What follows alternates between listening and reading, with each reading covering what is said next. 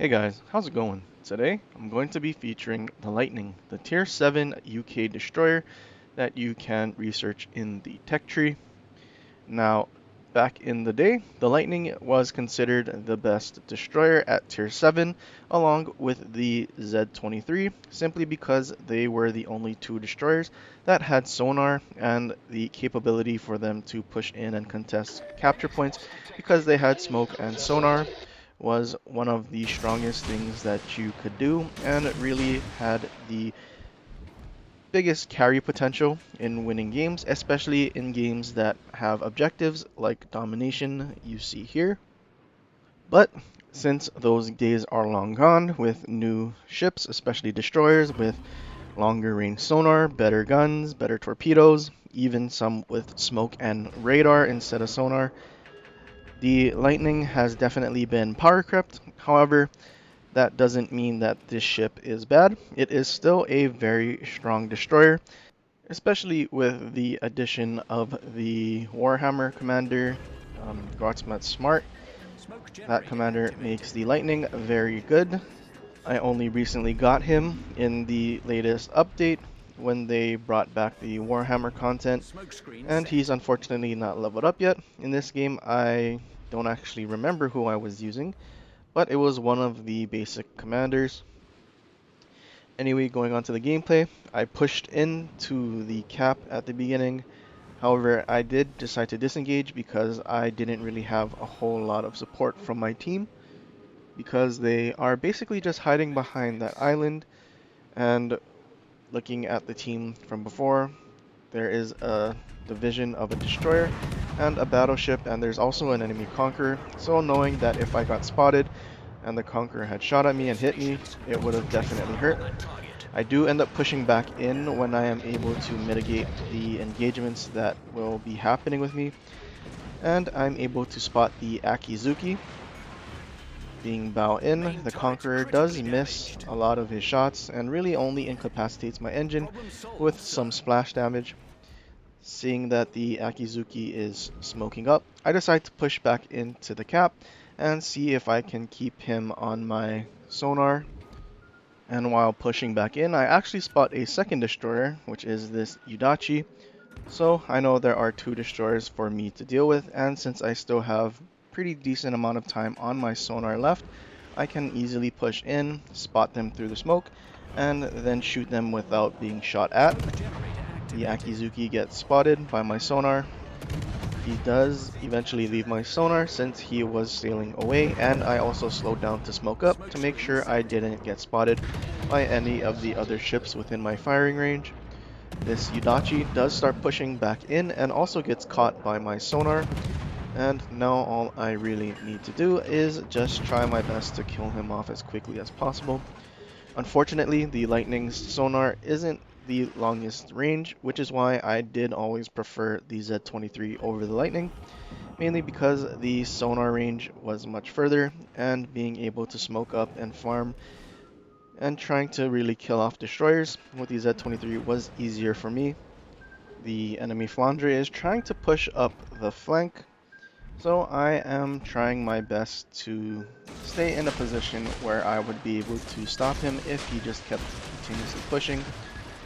I do start torpedoing the Conqueror, and I get spotted by one of the enemy destroyers, so I start disengaging, and luckily my sonar spotted these torpedoes at the last second, so I am going to be able to dodge these very easily.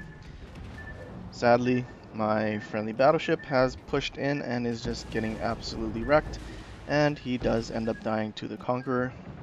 The Flandre that was pushing around the outside on the flank has decided to turn back and start heading towards his spawn. The torpedoes that I had launched towards the Conqueror are just about to get there, and it did seem like a few torpedoes may hit the Conqueror. After zooming in, it seems like possibly two torpedoes will hit the Conqueror. However, he does start going forward, and I end up only getting one torpedo hit, so smoking up and trying to set permafires won't really do a whole lot. I am spotted, and I decide to smoke up because the last thing I want is for the Conqueror to take a shot at me and hit me with one or two shells that will probably chunk me for most of my HP. I keep reversing and I try my best to stay angled to where that destroyer was last spotted because I'm assuming that there will be torpedoes coming, and they get spotted there, and since I was angled pretty much to where I thought the torpedoes were coming, I had no problem dodging these torpedoes. I do decide to start leaving my smoke because if I stay there too long, this conqueror will finally come around the island and have shots on me. So moving towards this island, I can use it to mitigate the engagements that I am taking, and the enemy Akizuki does get spotted, and I'm finally able to kill him off. And killing him off, I go unspotted, and now all I'm going to do here is just try to play around this island and possibly torpedo these battleships and maybe catch the destroyer with one of the torpedoes that were meant for the battleships. I do get hard spotted right when the Flandre gets into 3 kilometers of me, so I know that he's using RGA instead of concealment mod. There's not a whole lot of battleship players that still use RGA because concealment mod is just so much more useful. But now, since it seems like he is just going to be charging at me with his RGA trying to keep me spotted, I just need to disengage and try to create as much distance as possible. He is coming around the corner, and I know I need to smoke up as soon as he does because I will get spotted otherwise. So I start using my smoke, and I keep sailing away as fast as I can to try and get out of my detection so that he won't be able to spot me. The Flandre does turn in, straight bow in towards me, and he is coming at full speed, so I know he is trying to get me spotted. I do end up getting spotted after shooting for a brief second, so I know their destroyer is somewhere. However, I do go unspotted relatively quickly, so perhaps the destroyer is somewhere near the Flandre, behind my smoke. Our friendly Alaska on this flank is also playing relatively intelligently and not just charging into the entire enemy team. Our destroyer that was in their spawn is still just chasing them around instead of really putting himself in a really useful position.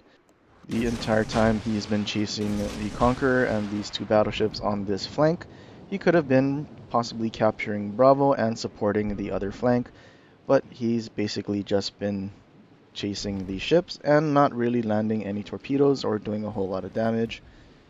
The Flandre does end up turning away because he has really no chance of spotting us, and there still is 2 enemy destroyers, 1 Udachi and a gearing that I have not yet spotted or seen on the map. Our ZF6, who's been chasing these ships all around, does just YOLO in and ends up getting spotted pretty much right next to the Conqueror and Udachi. He does end up killing off the Conqueror, however, he is getting torpedoed by the Udachi, and he's permanently spotted, and he does end up dying. The enemy gearing does finally end up getting spotted here, and I do have a whole lot of work to do if we're going to have any sort of chance in winning. Our team on the other flank really just didn't do anything as their team is pretty much just alive. And in the last couple of minutes, 3 of our friendly ships died in a relatively quick fashion. So trying to pull out a win from this is going to be extremely difficult.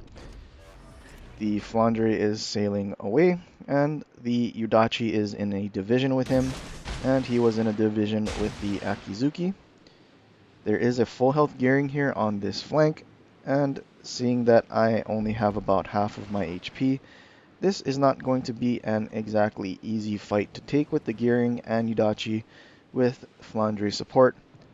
We do still have a battleship and the Alaska in the back. However, the Alaska is so far away, his radar won't really be useful. So I need to play extremely careful here and try my best to spot these destroyers and try to see if they shoot, and if our teammates have line of sight, they will be able to provide spotting, and while I smoke up, I can shoot without getting shot at. The enemy Udachi does get spotted and radared, and I kill him off with that first salvo, and I go unspotted. Unfortunately, I do lose 4,000 of my 10,000 HP that I had, and now it's going to be a whole lot more difficult, especially since there's a full health Gearing still alive. The Gearing does end up shooting out in the open and gets spotted. Not really sure why he is shooting here, but I switched to AP, and since the Gearing is such a thick boat, AP from destroyers on the Gearing will definitely arm, and really if you're shooting HE at the broadside of a Gearing, your shells will most likely shatter, especially since the armor on the Gearing is actually 1 mm too thick for HE to actually pen. The Alaska takes a shot finally at the Gearing and kills him off pretty much after I've done all of the damage from him. This Flandre ends up getting me spotted because my smoke has faded, and my only hope of killing him off is to just push straight at him and launch these torps. He is at a low enough HP where I think one torpedo will be able to kill him off, which I do land one torpedo, and I'm finally able to kill him off. And from a 6 versus 3, we're able to bring it to a 2 versus 2. So this game is definitely winnable.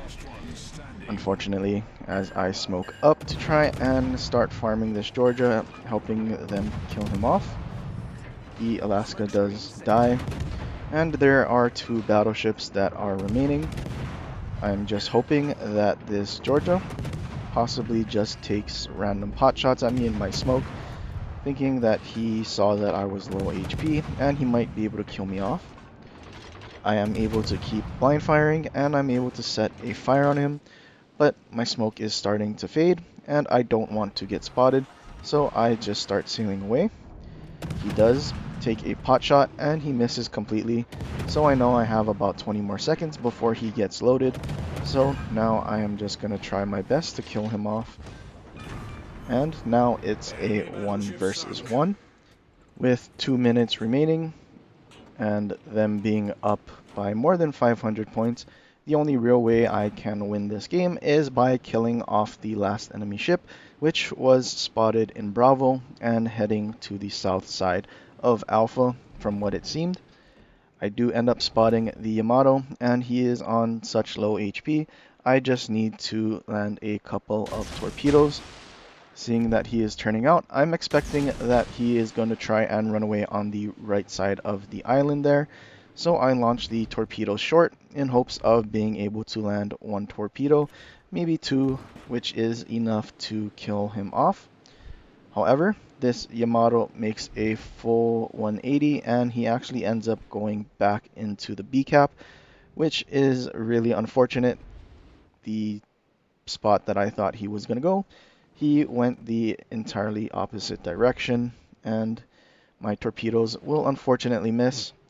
I didn't think I really had enough time to try and chase him and launch torpedoes, and I needed to get them off as quickly as I could, especially with him sailing away from me.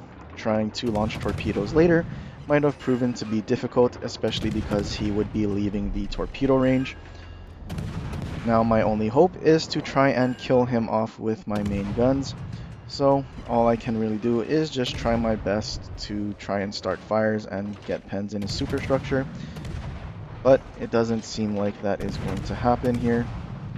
He is near the edge of my firing range and I need to turn around. Unfortunately, there just wasn't enough time for me to try and kill him off in this fashion. Unfortunately, I didn't have any smokes remaining when he first came around the corner. If I had been able to shoot him when he first got spotted and dodged his first salvo, maybe I would have been able to farm him a lot more and kill him off. Unfortunately, this game is a loss, and as you can see, 2700 base XP in a loss, which is almost the highest in the game, especially considering the enemy team does get a 50% bonus to their base XP in a win. If we had won this game, I would have definitely had a 4K base XP game. This one was definitely difficult to take, especially since we tried so hard to turn this into a win. And as you can see, our, legendary ships didn't exactly do a whole lot, especially with the Alaska that was alive with us at the very end, only getting about 1200, which in a win would be 1800. So you can see the difference in XP if it was a win 4K versus 1800, pretty much doubling what they did. The commander I was using in this game was Reginald Tyrwhitt, and I was using a stand or fall build, which is basically Adrenaline Rush from PC, where you get 0.2% reload for every 1% HP lost. This is one of those skills that I wish existed on more commanders.